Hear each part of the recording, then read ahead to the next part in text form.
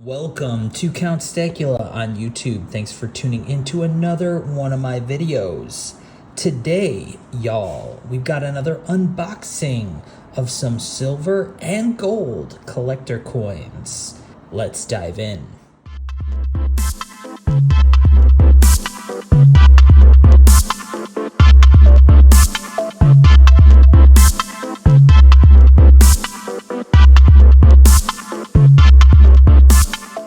Alright, so we're going to talk about the good, the bad, and the ugly, but typically I just purchase the good, but there is bad and ugly to no matter what collector coins you're buying, so we're going to talk about those. Got some here on display, we're going to get to those. Actually, I featured this one in my last video, so it's no surprise, but this was a recent pickup here, and it is the Germania Mint third and final Knights of the Past series coin, and just wanted to give you a little heads up and look at this up close before we move on to the other pieces, in case you missed it, because it was in my last video, but the last video was like 30 minutes long, so in case you didn't watch all the way through, here it is, the 2023. So as far as I know, this series has concluded, and it was pretty cool. I liked the overall theme, and obviously this design is really great with the shield and the knights.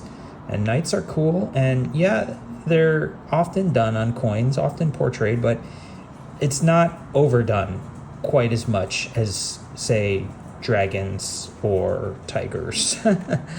But we're going to take a look at a couple of the other coins in this series just to get a kind of a better perspective of what was it all about. And what I liked about this series is that it actually was the first coin that the Germania Mint produced. And as you can see, it's got the €5 denomination. So this 2021 release being the first. But it looks kind of like they went a little bit of a different direction from the first to the third release. And what I can see is that the finish on the first in the series is not quite as frosted as the second and the third. It definitely has a more mirror-like finish, not even like quite like proof-like, whereas this second one definitely does have a strong frosted finish along with the mirror-like finish, but it's not exactly your typical proof, because as you can see, I mean, in a typical proof you have the fields would be frosted and the devices would be mirrored, and I guess that they're trying to do that, but they also have quite a bit of the devices that are still frosted there, giving it a different kind of, depth or texture to the characters. I'm not sure whether I like it that much or not, what they chose to highlight with the mirror finish up against the frosted devices. However, the designs are quite nice, and the theme is really cool, and the obverse is really outstanding in terms of a coin, an actual coin with a denomination. So I like that about this series. But there it is. This is the complete Knights of the Past series. I didn't like the price on these coins. I did not like the blister pack that they came in. I would have preferred just maybe a bullion release with a low mintage and no extra paperwork, but Germania Mint, they love their paper trail. They love to throw in COAs and extra crap that takes up space, and I'm not a fan of that. So but it adds, I guess, to their high premium reputation. All right, so let's get down to this unboxing and see what we got here. This is an order that I placed rather recently. Kind of just spur of the moment, I guess. I'm not really sure why I bought these. I think I wanted to buy. Let's start with the silver. I wanted to buy the this particular bullion coin from Bhutan, because I'm a lunatic, for these lunars. This is 2024 Year of the Dragon, Bhutan, 1 ounce silver coin, and whoops, wrong tube. I got the tube here somewhere. There it is. I got my Bhutan series that, I started a lot of series. I didn't actually end up finishing all the ones I started. And, because there's just too much out there. So I had to kind of be a little bit more selective. But let's take a look at the previous coins in this series, starting with the very first in this series of bullion coins, and that is the 2017 Year of the Rooster.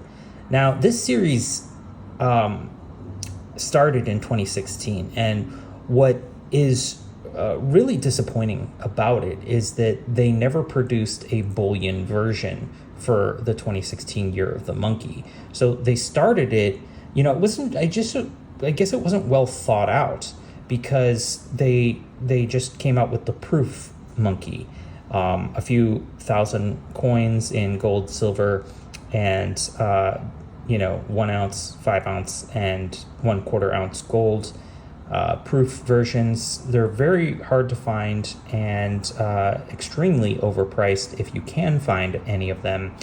And it's unfortunate because this is a 12-year series, and they're not going to produce a bullion monkey. So it's an incomplete series.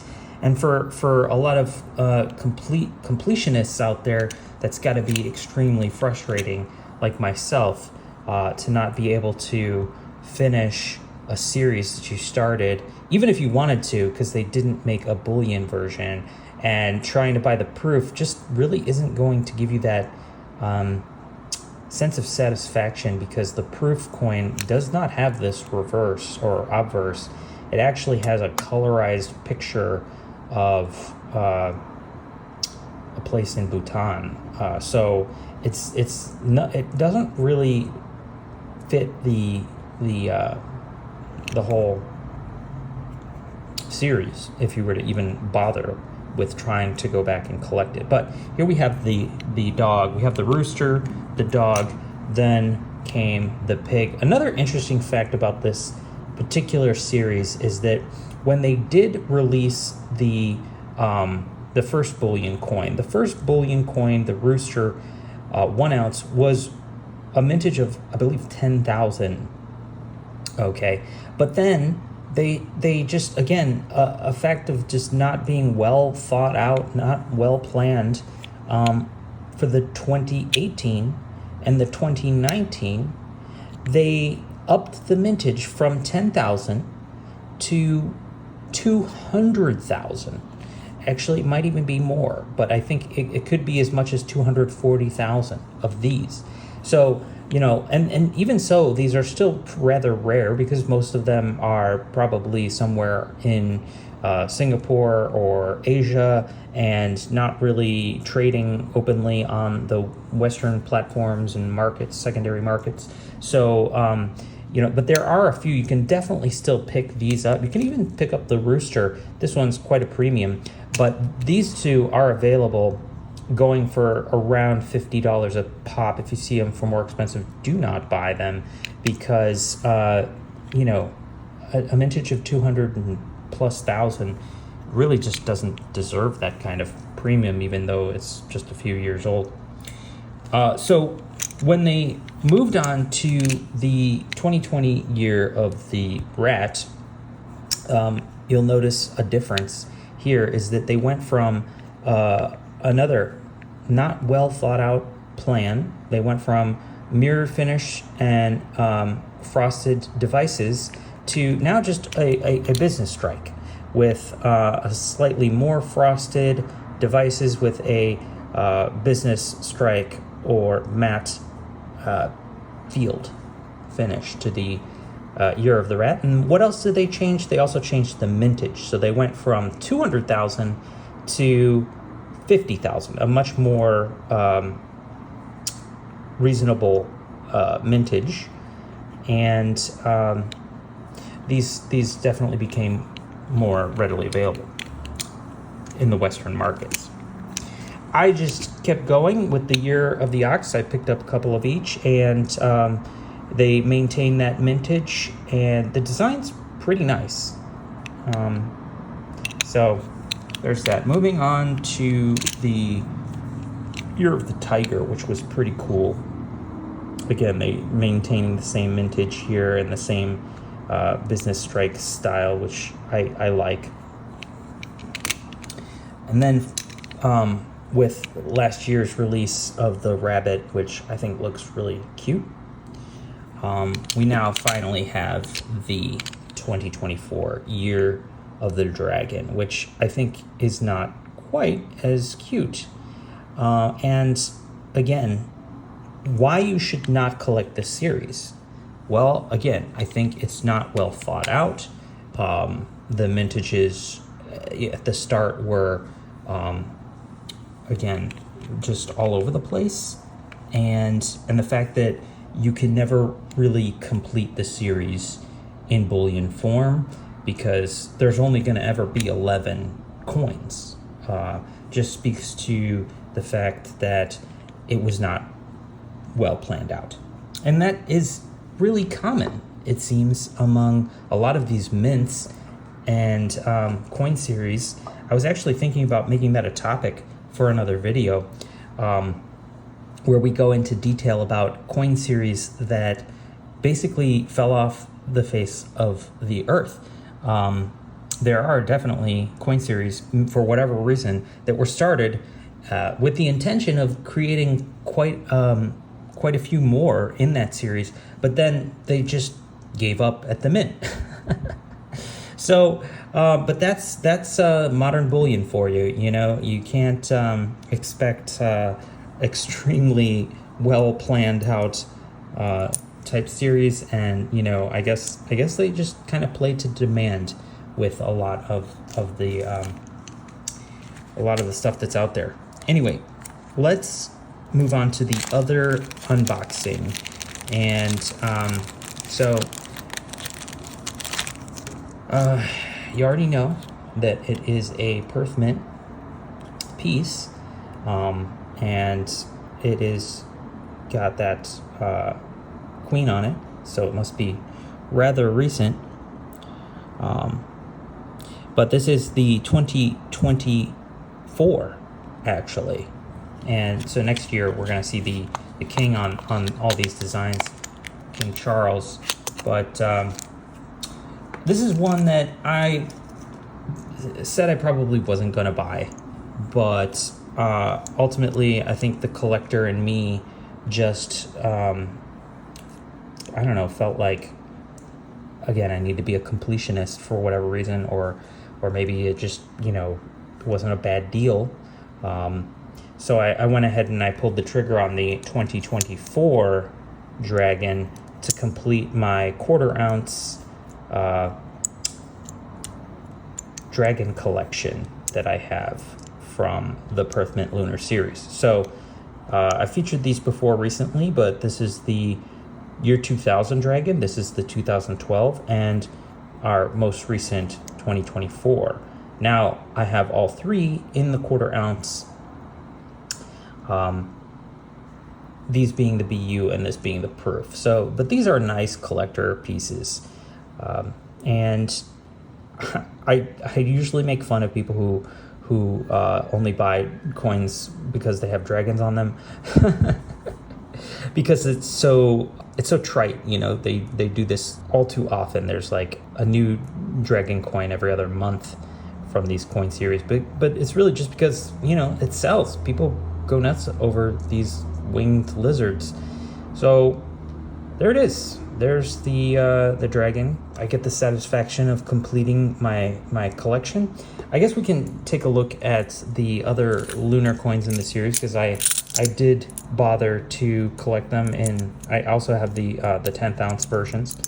At least with this size, I have all of the previous pieces.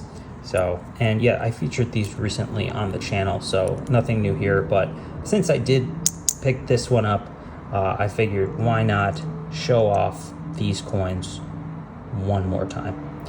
So yeah, they're pretty nice. And the nice thing about these lunars is that you can get them for bullion prices, and they typically sell at a premium 1 to 3 years after they've released. They've at least gained, you know, a nice chunk of premium on top as they get harder and harder to acquire. So it does make for a decent collector coin series, especially in gold, I think. The silver, I gave up on. I did. I literally gave up on that series at the rabbit. I got the first 3, and I kind of regret those even, because I don't like the silver designs nearly as much, and I gave up on them, and I'm not unhappy about that.